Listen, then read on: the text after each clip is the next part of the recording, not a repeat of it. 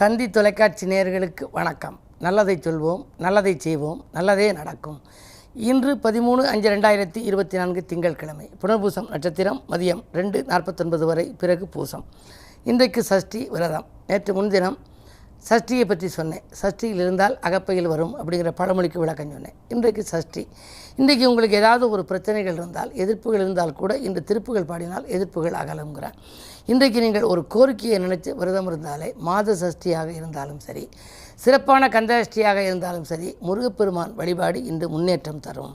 அந்த அடிப்படையில் அடுத்த பழமொழி உங்களுக்கு இன்றைக்கு சொல்ல போகிறேன். என்ன அப்படின்னா, இன்றைக்கு விநாயகப் பெருமானுக்குரிய ஒரு பழமொழி.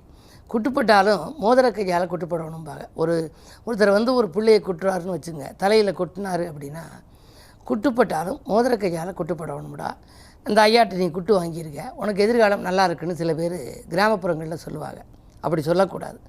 மோதிரம் போட்டிருக்க இவன் கையினால், ஒரு பணக்காரன் கையினால் குட்டு வாங்குறது சொல்லலை.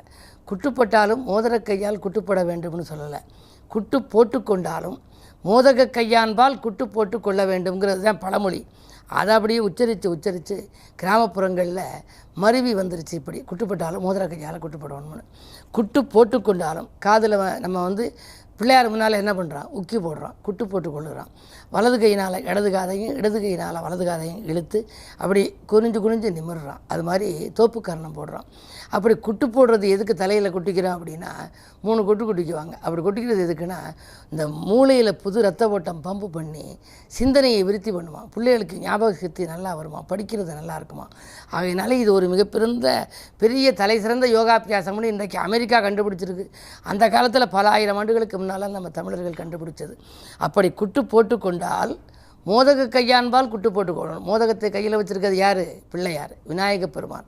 அவன் முன்னாலே குட்டு போட்டு கொண்டால் உனக்கு பலன் அதிகம்னு சொல்லி, குட்டு போட்டாலும் மோதக கையான்பால் குட்டு போட்டு கொள்ள வேண்டும்ங்கிறத, குட்டுப்பட்டாலும் மோதிர கையால் குட்டுப்பட வேண்டும் என்று மருவி விட்டது. அந்த பழமொழி மாறிவிட்டது. இப்படிப்பட்ட பழமொழிகள் ஏராளமாக இருக்கின்றன. இவற்றை பற்றியெல்லாம் நீங்கள் அறிந்து வைத்து கொண்டால் உங்கள் வாழ்க்கையும் வளமாக வழிபிறக்கும் என்று சொல்லி, இனி இந்திய ராசி பலன்களை இப்பொழுது உங்களுக்கு வழங்கப் போகின்றேன்.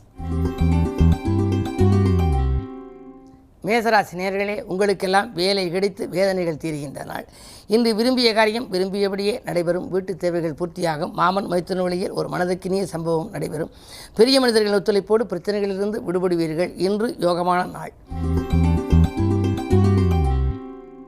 ரிஷபராசினியர்களே, உங்களுக்கெல்லாம் கருத்து வேறுபாடுகள் அகலும் நாள். காரியங்கள் துரிதமாக முடியும். காலை நேரத்திலேயே உங்களுக்கு நல்ல தகவல் வரலாம். அது மட்டுமல்ல, புதிய வேலைக்கு விண்ணப்பித்தவர்களுக்கு அது கைகூடலாம். இடமாற்றங்கள் இனிமை தரும். மிதுனராசினியர்களே, உங்களுக்கெல்லாம் இன்று காலை 8:30 வரை உங்கள் ராசிக்குள் சந்திரன். எனவே காலை நேரம் உங்களுக்கு கனதனம் உண்டு. அதாவது தனவரவு திருப்திகரமாக இருக்கும். தைரியமும் தன்னம்பிக்கையும் கூடும். எதையும் எந்த நேரத்திலும் செய்ய இயலும். அதே நேரத்தில் மதியத்திற்கு மேல் உங்களுக்கு கொஞ்சம் மனக்கலக்கங்கள் ஏற்படலாம். இருந்தாலும் கூட உங்களுக்கு பணப்புழக்கத்திற்கு குறைவு ஏற்படாது. துணிவும் தன்னம்பிக்கையும் தக்க வைத்துக் கொள்வது நல்லது. உத்தியோகம் தொழிலே எதிர்பார்த்த நற்பலன்கள் உண்டு. ஊர் மாற்றங்கள் பற்றி சிந்திப்பீர்கள். கடகராசினியர்களே, உங்களுக்கெல்லாம் காலை 8:30க்கு மேல் உங்கள் ராசிக்குள் சந்திரன் வருகின்றார். ராசிநாதன் அதிகாலையில் விரயஸ்தானத்தில் இருக்கின்றார். எனவே அதிகாலையிலேயே ஒரு சிலருக்கு விரயங்கள் ஏற்படலாம். அதற்கு பின்னால் உங்களுக்கு வருமானம் உண்டு. ராசிநாதன் ராசியில் சஞ்சரிக்கின்ற பொழுது யோசிக்காது செய்த காரியங்களில் கூட வெற்றி கிடைக்கும் என்பார்கள். கரைந்த கையிருப்புகளை கூட ஈடு செய்ய புதிய வாய்ப்புகள் வரும் என்றாலும் அஷ்டமத்தில் சனி அல்லவா இருக்கிறார். எனவே வந்த மறுநிமிடமே செலவாகிவிடும். வரவும் செலவும் சமமாகும் என்று கூட கருதலாம். புது முயற்சிகளை யோசித்து ஏற்றுக்கொள்ளுங்கள். புதிய ஒப்பந்தங்களையும் யோசித்து ஏற்றுக்கொள்ளுங்கள். அருகில் இருக்கும் நண்பர்களின் உங்கள் ஆதரவு ஓரளவு உங்களுக்கு கிடைக்கலாம். இந்த நாளை இனிய நாளாக அமைத்துக்கொள்ள சஷ்டி விரதம் என்பதனாலே இன்று முருகப்பெருமானை கும்பிடுவது நல்லது. சிம்மராசினியர்களே, உங்களுக்கு பிரியமானவர்களோடு இருந்த பிரச்சனை அகலும் நாள். பிரபலஸ்தர்கள் உங்களுக்கு பின்னணியாக இருந்து சில காரியங்களை முடித்துக் கொடுப்பார்கள். ராஜநாதன் சூரியன் உச்சம் பெற்று தனாதிபதியோடு இருப்பதால் பணக்கவலைகள் மாறும், மனக்கவலைகள் மாறும். தொழிலை விரிவு செய்ய எடுத்த முயற்சியில் வெற்றி கிடைக்கலாம். அரசியல் களத்தில் இருப்பவர்களுக்கு நல்ல பொறுப்புகள் கிடைக்கும். கன்னிராசி நேயர்களே, ஜென்மத்தில் கேது, 7லே ராகு. ஊதிய உயர்வால் உள்ளம் மகிழ்கின்ற நாள். உறவினர்களின் பாசமலையில் நடைபெறுகள். குருவின் பார்வையும் இருப்பதாலே குடும்பத்தில் குதூகலம் தரும் சம்பவங்கள் ஏராளமாக நடைபெறும். ஆடை ஆபரண சேர்க்கை உண்டு.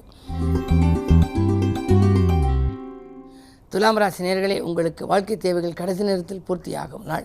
வரவு 1 மடங்கு வந்தால் செலவு 2 மடங்காக இருக்கலாம். எதையும் யோசித்து செய்வது நல்லது. நண்பர்கள் கூட பகையாகலாம். உறவினர்களின் பகையை வளர்த்து கொள்ளாமல் பார்த்து கொள்ளுங்கள். உத்தியோகத்தில் சில சலுகைகள் உங்களுக்கு மறுக்கப்படலாம். விருச்சிக ராசி நேயர்களே, உங்களுக்கு சந்திராஷ்டமம். சந்திராஷ்டமம் என்றால் முழு நாளும் இல்லை. காலை 8:30 வரை சந்திராஷ்டமம். எனவே 8:30க்கு மேல் நீங்கள் எதை செய்தாலும் உங்களுக்கு வெற்றி கிடைக்கும். குறிப்பாக சந்திராஷ்டமம் என்றாலே அதிகாலையில் ஆனைமுகப் பெருமானுக்கு சிதறுகாய் உடைத்துவிட்டு, இன்று சஷ்டி என்பதால் முருகப்பெருமானையும் வழிபட்டுவிட்டு உங்கள் கடமையில் நீங்கள் கண்ணும் கருத்துமாக இருக்கலாம். நல்ல நிலை உங்களுக்கு உண்டு. அது மட்டுமல்ல, வருமானம் திருப்திகரமாக இருக்கும். மதியத்திற்கு மேல் மனக்கலக்கமாகலும் பணப்புழக்கம் அதிகரிக்கும். உத்தியோகத்தில் கூட உங்களுக்கு எதிர்பார்த்த நற்பலன்கள் உண்டு. இந்த நாள் உங்களுக்கு யோகமான நாளாக அமைய வழிபாடுகள் கை கொடுக்கும். தனுசு ராசி நேயர்களே, இன்று காலை 8:30க்கு மேல் உங்களுக்கு சந்திராஷ்டமம். ஏதாவது ஒரு புதிய முயற்சிகளில் ஈடுபட நினைத்தால், தொலைபேசி வாயிலாக யாரையும் தொடர்பு கொள்ள நினைத்தால் காலை 8:30க்குள் தொடர்பு கொண்டு பேசிவிடுவது நல்லது. ஏன்னால் அதற்கு பிறகு சந்திராஷ்டமம் என்றாலே சங்கடங்களை சந்திப்பீர்கள். நீங்கள் நினைத்தது நடக்காமல் போகலாம். நீங்கள் கேட்ட சலுகைகள் மறுக்கப்படலாம். அது மட்டுமல்ல, செய்யும் முயற்சிகள் எண்ணற்ற தடைகளும் தாமதங்களும் வரலாம். சந்திராஷ்டமம் என்றாலே நீங்கள் நிதானத்தோடும் பொறுமையோடும் செயல்பட வேண்டும். அது மட்டுமல்ல, ஒரு சில காரியங்களை 2 நாட்கள் கழித்தே செய்யலாம். 3லே சனி இருப்பதால் சகோதர வர்க்கத்தினரோடும் பகை உருவாகலாம்.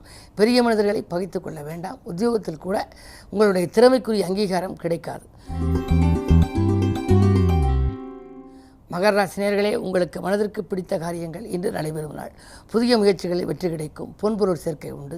வாங்கல் கொடுக்கல்கள் சரளமாக இருக்கும். உங்களுடைய வளர்ச்சி பாதையில் இந்த குறுக்கீடுகள் எல்லாம் அகலும். இந்த நாள் நல்ல நாள். கும்பராசி நேயர்களே, உங்களுக்கு சிக்கனத்தை கடைபிடித்து சிறப்புகளை காண வேண்டிய நாள். தெய்வீக வழிபாட்டில் ஆர்வம் செலுத்துவீர்கள். 8லே கேது இருப்பதால் உழைப்புக்கேற்ற பலன் கிடைக்காது. உத்தியோகத்தில் கூட உங்களுக்கு நீங்கள் கேட்ட சலுகைகள் மறுக்கப்படலாம். தலைமையின் ஆதரவு உங்களுக்கு குறையும். ஒரு சிலருக்கு பணி நீக்கம் செய்யப்படும் சூழல் கூட உருவாகலாம். கவனம் தேவை.